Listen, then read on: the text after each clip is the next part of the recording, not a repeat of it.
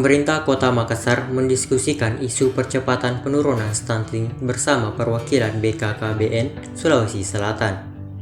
Diskusi tersebut berlangsung di Balai Kota Makassar, Jalan Jenderal Ahmad Yani, Kecamatan Ujung Pandang, Senin 22 Juni 2026. Isu tersebut dibahas oleh Wali Kota Makassar, Munafrin Arifuddin, bersama Kepala Perwakilan BKKBN Sulsel, Fatmawati, bersama jajaran.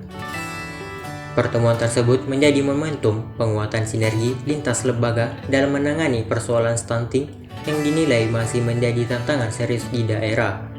Fatmawati yang baru menjabat sebagai Kepala Perwakilan BKKBN Sulsel menegaskan pentingnya memperkuat kerjasama dengan pemerintah daerah.